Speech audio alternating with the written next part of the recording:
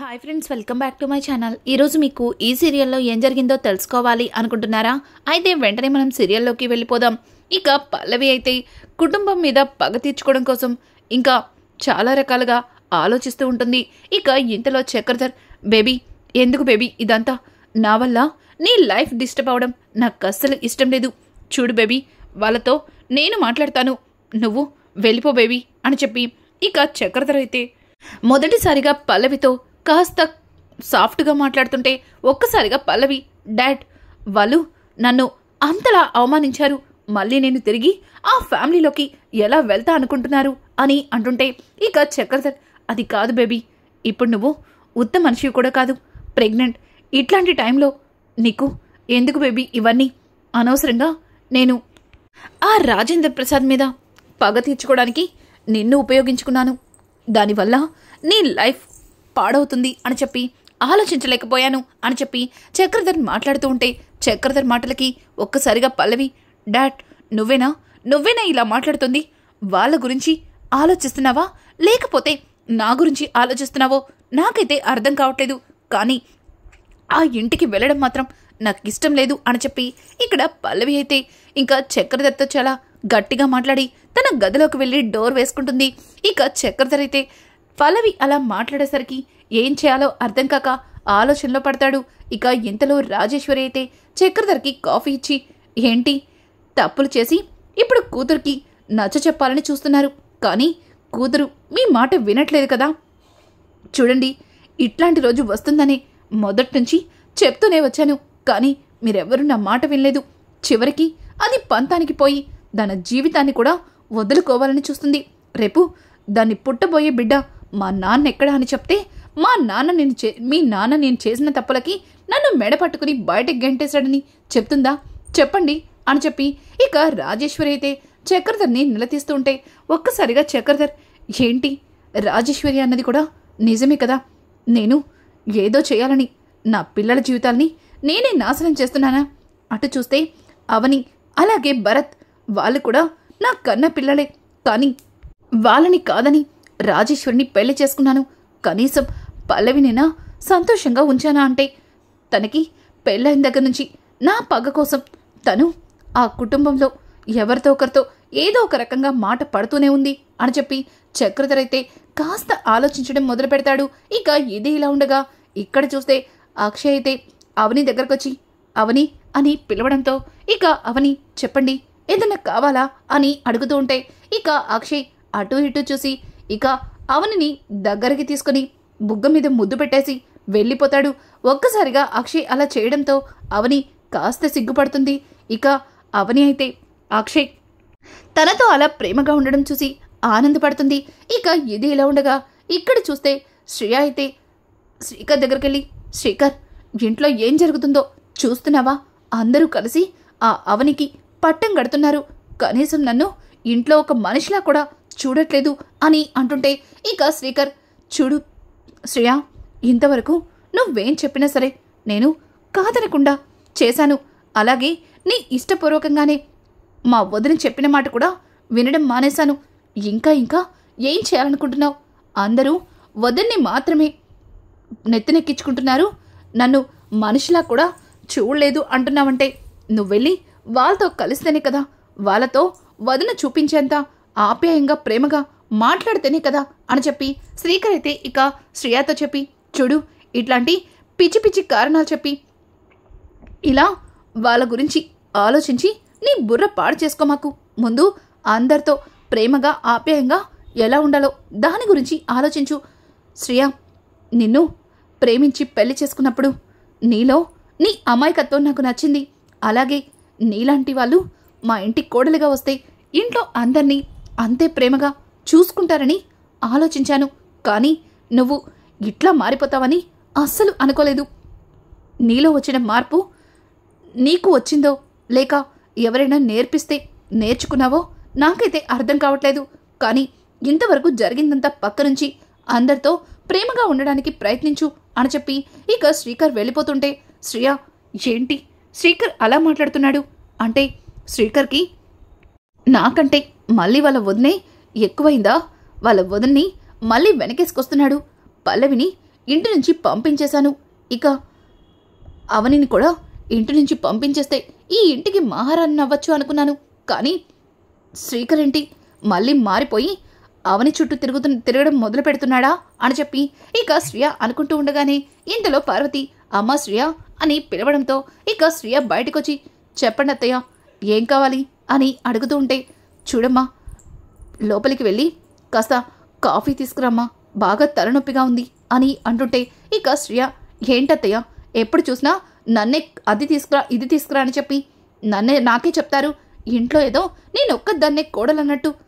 ఇంట్లో మీకు ఇష్టమైన మీకు ప్రియమైన కోడలుంది కదా తనతో ఇప్పించుకోండి అని అనుకుంటూ శ్రియ అక్కడి నుంచి వెళ్ళిపోతుంది. ఇక అవని అయితే అడక్క ముందే కాఫీని తీసుకొచ్చి పార్వతి ముందు పెడుతుంది. ఒక్కసారిగా పార్వతి అమ్మ అవని నాకు ఏం కావాలో నేను అడగకుండానే తెచ్చిపెట్టావు. నీలాగా అర్థం చేసుకునే వ్యక్తి మరెవరు ఉండరు అని చెప్పి ఇక పార్వతి అయితే అవనిని పొగడేస్తూ ఉంటుంది. ఇక ఇంతలో రాజేంద్ర అమ్మ అవని ఇదిగో అమ్మా చక్రధర్ చెక్కిచ్చాడు అని చెప్పడంతో ఒక్కసారిగా అవని చెక్కు చూసి చాలా ఆనందపడుతుంది.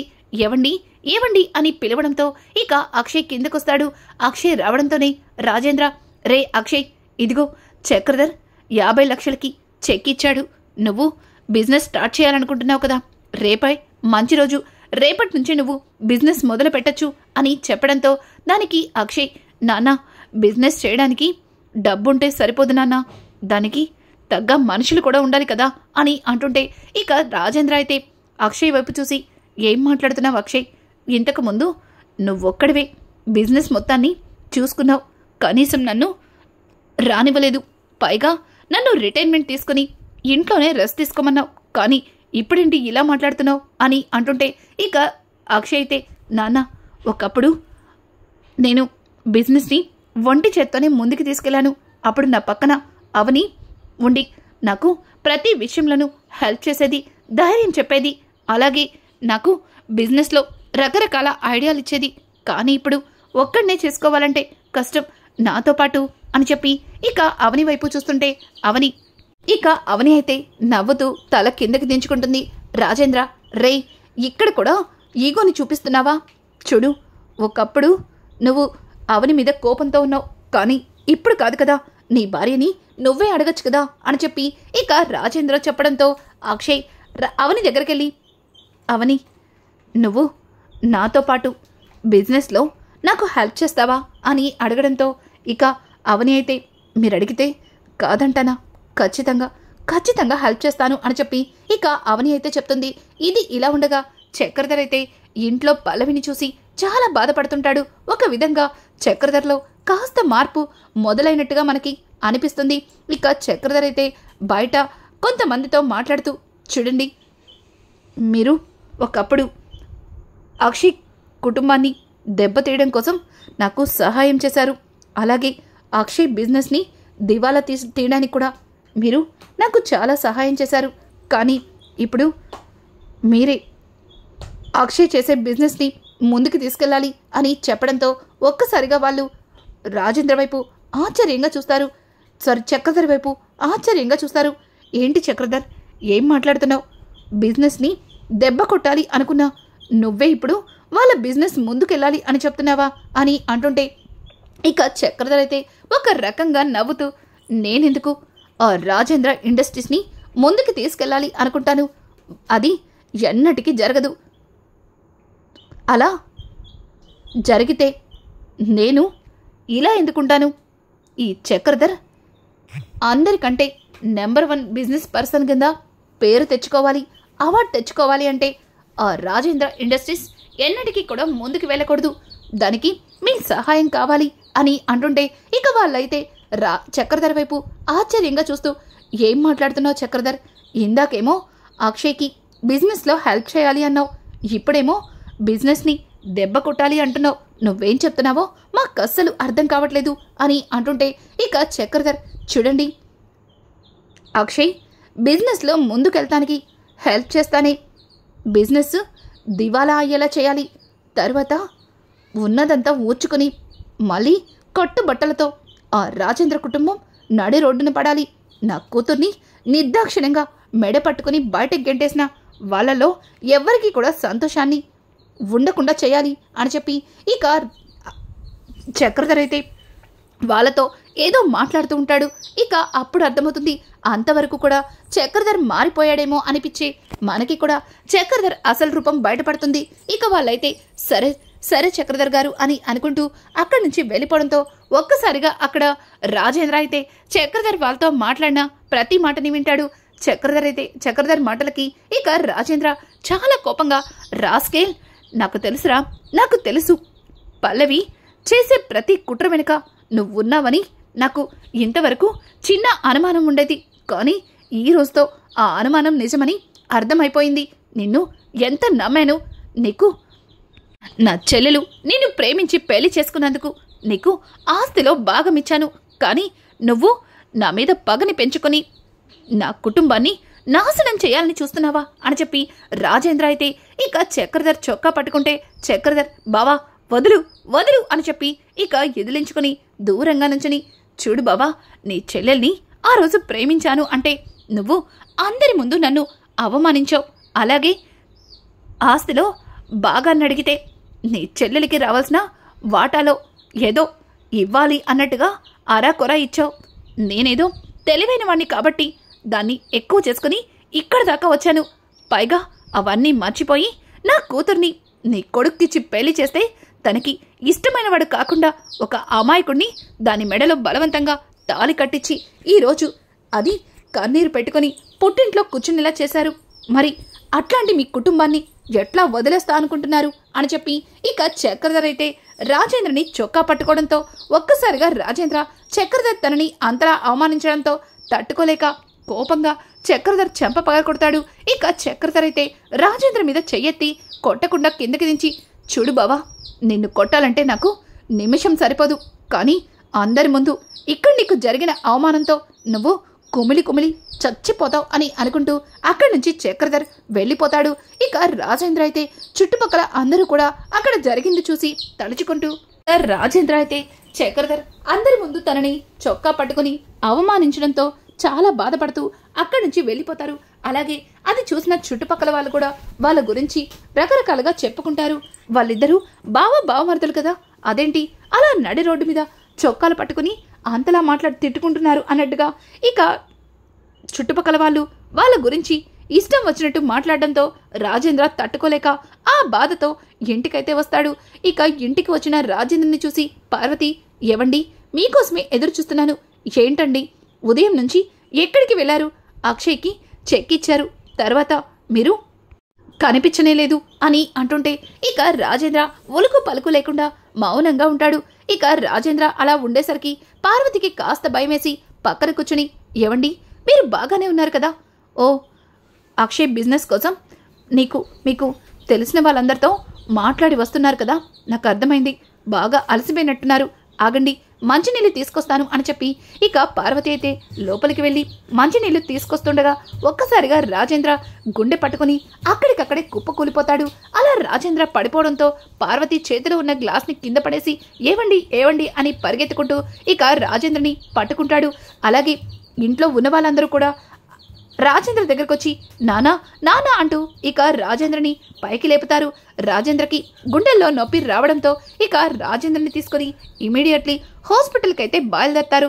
ఇక రాజేంద్రకి లోపల చెకప్ చేస్తూ ఉంటారు. ఇంతలో డాక్టర్ బయటికి రావడంతో అవని అలాగే అక్షయ్, డాక్టర్, మా నాన్నగారికి అని అంటుంటే, మీకు ఇంతకు ముందే చెప్పాను ఆయన ఎక్కువగా టెన్షన్ పడకూడదని, కానీ ఆయన్ని ఎక్కువగా టెన్షన్ పెట్టారు. అలాగే దేని గురించో ఆయన ఎక్కువగా కుమిలిపోయారు. అందుకే ఆయనకి మళ్ళీ స్ట్రోక్ వచ్చింది. చూడండి, ఆయనకి ట్రీట్మెంట్ జరుగుతుంది. అన్ని చెకప్లు అయ్యాక ఆయనకి ఎట్లాంటి ట్రీట్మెంట్ చేయాలి, అసలు ఆయన కండిషన్ ఎలా ఉందన్నది అప్పుడు చెప్తాం అని అనుకుంటూ డాక్టర్ అక్కడి నుంచి వెళ్ళిపోతారు. ఒక్కసారిగా అక్కడ ఉన్న కమలైతే, వదిన, ఇదంతా ఆ పల్లవి చేసిన పని వల్లే. నాన్న పల్లవి చేసిన పనులన్నీ బయటపడి నిజ నిజాలు తెలిసాయని ఆనందపడ్డారు అనుకున్నాం. కానీ దానివల్ల నాన్నగారు ఎంతగా కుమిలిపోయారో, ఎంతగా కుంగిపోయారో ఇప్పుడు నాకు అర్థమవుతుంది. ఆ పల్లవిని అని అంటుంటే ఇక అవని అయితే, కన్నయ్య ఆగు, నిజానికి మావయ్య గారు దాని గురించి అంతలా కుమిలిపోలేదు. మావయ్య గారితో నేను రాత్రి మాట్లాడాను. ఆయన చాలా సంతోషంగా కనిపించారు. విడిపోయినా మీ అన్నయ్య నేను తిరిగి కలవడం ఆయనకి నిజంగా చాలా సంతోషంగా అనిపించింది. ఆయనకి ఇలా జరగడానికి కారణం మరొకటి ఏదో ఉంది, అదేంటో తెలుసుకోవాలి అని చెప్పి అవని అయితే మాట్లాడుతూ ఉండగా ఇంతలో పార్వతి అయితే గట్టిగా ఏడుస్తుంది. అయ్యో భగవంతుడా, 3 కొడుకుల్ని కన్నాను, కనీసం 3 కొడుకుల్లో ఒకరి వల్లైనా సంతోషం లేదు.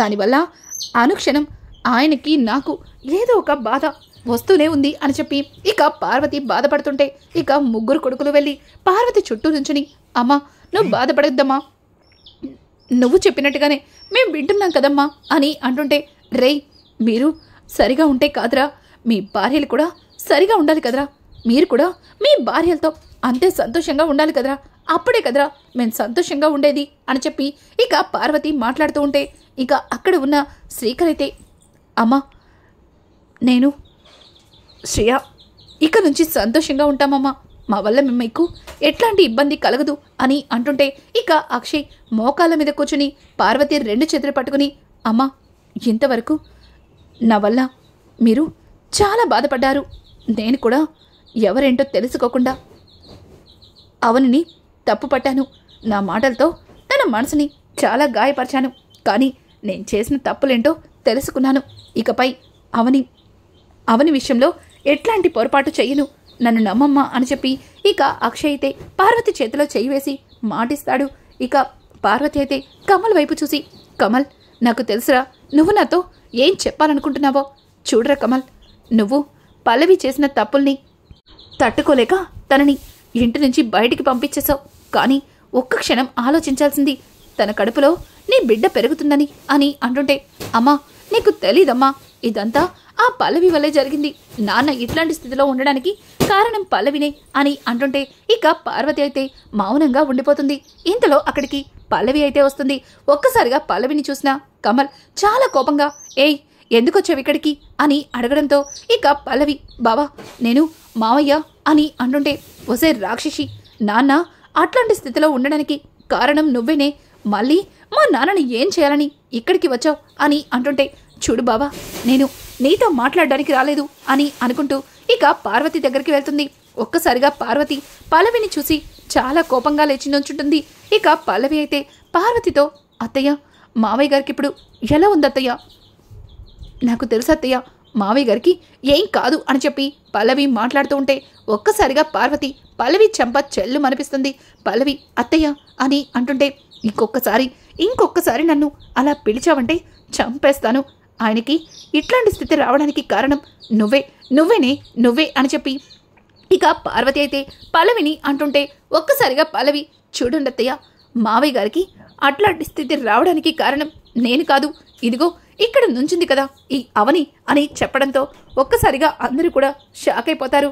ఇక పక్కన ఉన్న కమల్, అమ్మా చూసావా, దీన్ని ఇంటి నుంచి పంపించేసినా దీనికి ఇంకా బుద్ధి రాలేదు, ఇప్పుడు కూడా వదిన వైపే తప్పు చూపిస్తుంది అని అంటుంటే, బావా నీకు నిజం తెలియక అలా మాట్లాడుతున్నావు, నువ్వు మీ వదినంటే మంచితనమనే ఒక ముసుగులో ఉన్నావు, చూడు బావా ఆ ముసుగు తీసి బయటికి రా, నీకంతా తెలుస్తుంది అని చెప్పి ఇక పల్లవి మాట్లాడుతూ ఉంటే ఒక్కసారిగా అవని, పల్లవి చూడు ఇప్పటికే నువ్వు చేసిన పని వల్ల మావయ్య గారి పరిస్థితి అస్సలు బాగాలేదు, నువ్విప్పుడు హాస్పిటల్కి వచ్చి ఇట్లాంటి గొడవ పెట్టడం ఏ మాత్రం కూడా బాగాలేదు అని చెప్పి ఇక అవని మాట్లాడుతుంటే, చూడక్క నిన్ను నువ్వు రక్షించుకోవడం కోసం నువ్వు బాగానే నా మీద నిందలు మోపుతున్నావు, చూడక్క నువ్వు చేసిన తప్పులకి నేను శిక్షని అనుభవిస్తున్నాను, అలాగే ఈరోజు మావయ్య గారు కూడా చావు బతుకుల మధ్యలో కొట్టుమిట్టాడుతున్నారు అని చెప్పడంతో ఒక్కసారిగా అందరూ కూడా షాక్ అవుతారు.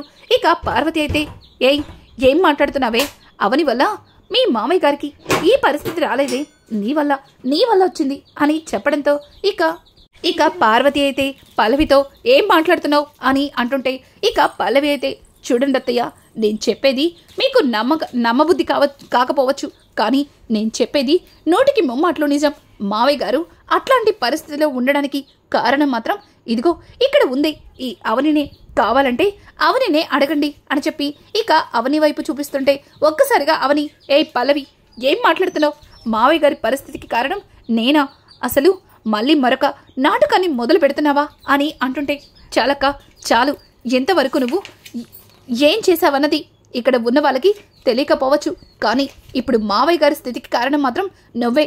మావయ్య గారి హార్ట్ అటాక్కి కారణం నువ్వే నువ్వే నువ్వే, నోటికి ముమ్మాట్లు నువ్వే అని చెప్పి ఇక పల్లవి అయితే అందరి ముందు అవని గురించి నోటికి వచ్చినట్టు వాగుతుంది. రానున్న ఎపిసోడ్స్లో అవని గురించి పల్లవి చెప్పిన మాటలు నిజమని కుటుంబ సభ్యులు నమ్ముతారా?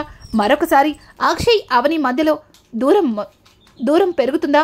ఇట్లాంటి లేటెస్ట్ ఎపిసోడ్స్ మీకు మరిన్ని కావాలి అనుకుంటే మా ఛానల్ని సబ్స్క్రైబ్ చేసుకోవడం మాత్రం మర్చిపోకండి. Thanks for watching. Hi friends, welcome back to my channel. ఈరోజు మీకు ఈ సీరియల్